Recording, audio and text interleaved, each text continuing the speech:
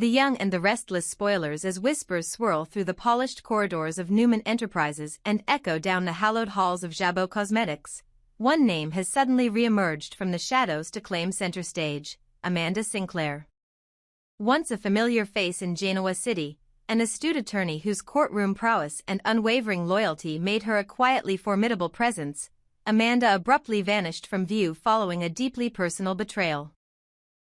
Now, fresh intel suggests that she is poised not only to return to the city but also to stand in for the enigmatic power broker Aristotle Dumas, handling his most sensitive dealings and perhaps even acting as his intermediary with Billy Abbott. The very idea that Dumas, who has long been notorious for scheming from behind a veil of discretion, would entrust Amanda with unfettered access to his agenda speaks volumes about both her legal acumen and the depth of his confidence. It also raises the tantalizing question: is Amanda merely a surrogate envoy, or is she consolidating enough leverage to outmaneuver Dumas's rivals in her own right? Amanda's departure from Genoa City was abrupt and laced with heartbreak.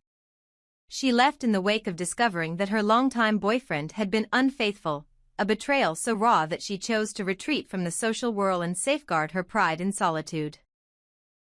During her absence, she devoted herself entirely to supporting her ailing mother, managing her care with tender diligence even as her legal career lay dormant. Yet beneath that veneer of filial devotion, Amanda's mind never stopped turning over the intricate dynamics of corporate warfare that she had once navigated with such finesse. When she was summoned back into the fray, it was not by chance. Aristotle Dumas, who seldom intervenes directly in the negotiations that shape his vast empire, recognized in Amanda both the precision of a razor-sharp litigator and the discretion of a trusted aide. By allowing her to act on his behalf, often from the relative safety of her own home via locked-down phone lines and encrypted video conferences, Dumas has effectively created a buffer between his clandestine ambitions and the prying eyes of both the Abbott and Newman clans. In assuming Dumas's legal mantle, Amanda Sinclair is not merely a voice at the other end of a secure line. She is becoming, in effect, the public face of his deepest strategies. Where Dumas might once have paced the mahogany-paneled boardrooms of his private offices, Amanda now makes quiet, authoritative calls to negotiate terms, draft binding contracts, and demand concessions. Rumor has it that she recently fielded Dumas's request to meet with Billy Abbott. An overture rich with potential complications.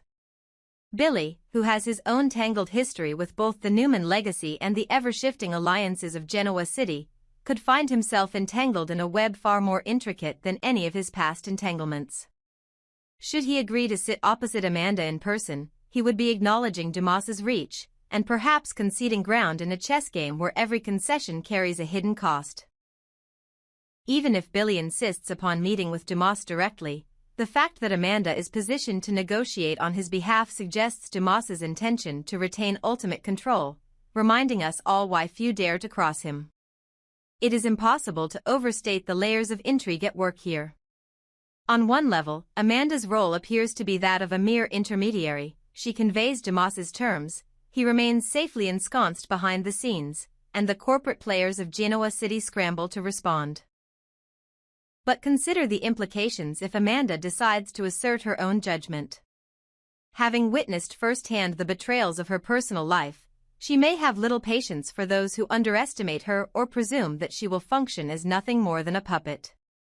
By carefully cultivating relationships, offering legal counsel that seems to protect her client's interests even as it furthers Dumas's broader scheme, Amanda can accumulate a reservoir of influence that transcends her initial mandate.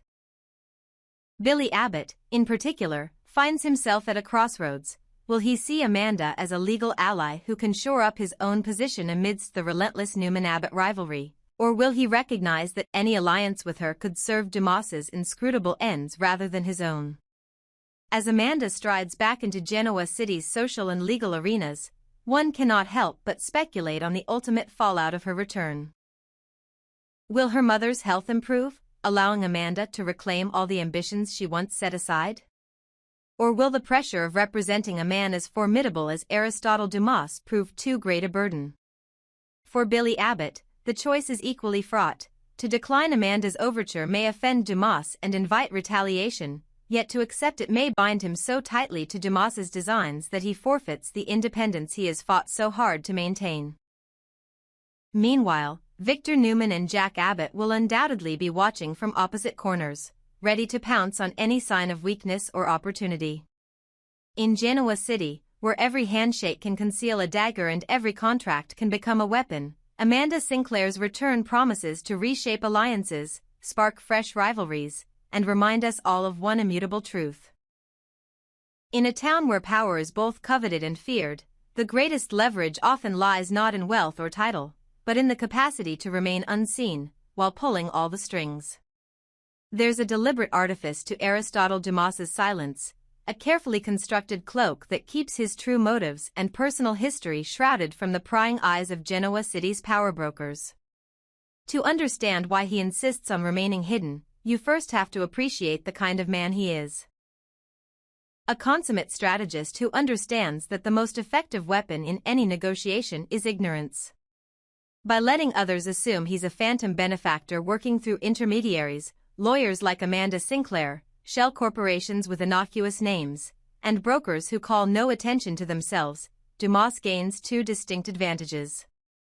First, he protects his personal safety and emotional equilibrium. There is no risk of a surprise attack, a smear campaign, or even extortion if nobody knows enough concrete details about who Aristotle Dumas really is. Second, he magnifies the psychological unease of his adversaries. Victor Newman, Jack Abbott, Billy Abbott, every one of them is forced to guess where the next move will come from, how deep Dumas's resources run, and which reputation they're actually up against. In a city where fear of the unknown can freeze alliances and business deals alike, remaining an enigma is Dumas's single greatest strategic asset. But this level of secrecy can only be sustained if there is a rich network of proxies willing to execute his will, and there are. High-powered attorneys, private equity firms registered in jurisdictions beyond New York or California, even mid-level analysts who believe they are simply following standard corporate directives. All of them believe they are carrying out legitimate, above-board transactions.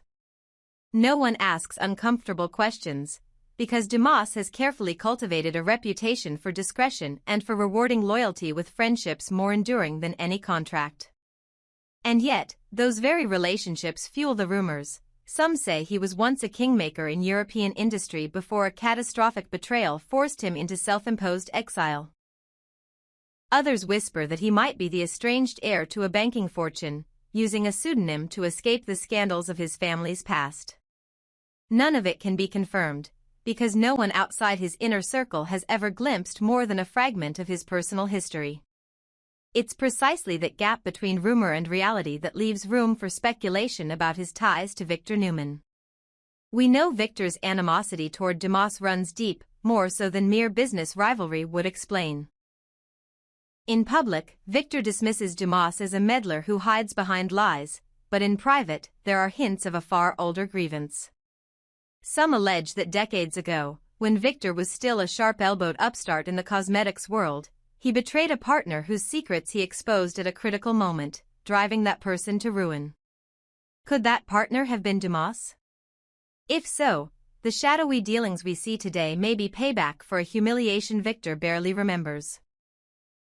By staying anonymous, Dumas not only levels the playing field, he flips it entirely, forcing Victor to chase ghosts while a man he wronged long ago quietly pulls the strings. Yet even as Dumas revels in his anonymity, Victor's determination to unmask him has become an obsession. Victor's operatives have dug into every shell company address connected to Dumas's deals. Private investigators have been dispatched to follow every conceivable lead, only to find that these front organizations dissolve at the first hint of scrutiny, their real owners hidden behind layers of nominee directors and blind trusts. In each case, Victor's frustration deepens, for it's not only his financial empire at stake but also his reputation as the undisputed king of Genoa City's business realm.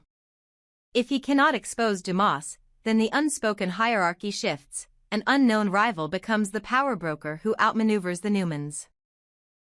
And yet, there may be more to Dumas's secrecy than simple vengeance or self-preservation. What if beneath those layers of encryption and anonymity lies a genuine belief in the ideals that Victor and Jack abandon daily, like creating lasting value, protecting the vulnerable, or correcting market injustices? If Aristotle Dumas began his career as a philanthropic investor, only to discover that genuine altruism left him vulnerable to exploitation, his decision to go underground would make perfect sense. He could still carve out positive change, steering capital toward healthcare ventures, rescuing failing charities, or underwriting legal suits on behalf of the underdog, while insulating his personal life from the very public scrutiny that always turns goodwill into scandal. In that light, his reluctance to use his real name reflects not cowardice but a profound sadness at how often generosity is weaponized in Genoa City. So when Victor Newman rages that Dumas must be unmasked, he betrays both his own fear and a begrudging respect. He knows that the man behind the veil has qualities he lacks: subtlety, patience, the ability to wield influence without ever showing his face. If Dumas is indeed Victor's old enemy risen from the ashes, the game has come full circle. A once vanquished rival has learned to fight in the shadows, using secrets as both sword and shield. Until Victor can see past the mirage, until he can uncover the real Aristotle Dumas, he will forever be chasing empty names, haunted by the one figure in Genoa City who refuses to play by his rules. And in that relentless pursuit, he may yet discover that the greatest power in their world lies not in who you are, but in who you remain when no one is watching. There is an unmistakable steeliness in Amanda Sinclair's resolve that has come to define her very essence since her return to Genoa City's high-stakes arena. Her allegiance to Aristotle Dumas is absolute, born of a mutual respect forged in the crucible of clandestine dealings and unwavering discretion. From the moment Dumas entrusted her with the power to negotiate on his behalf, Amanda understood that her first and foremost duty was not to any corporate titan of Newman Enterprises or Jabot Cosmetics, but to the enigmatic patron who valued her legal acumen above all else.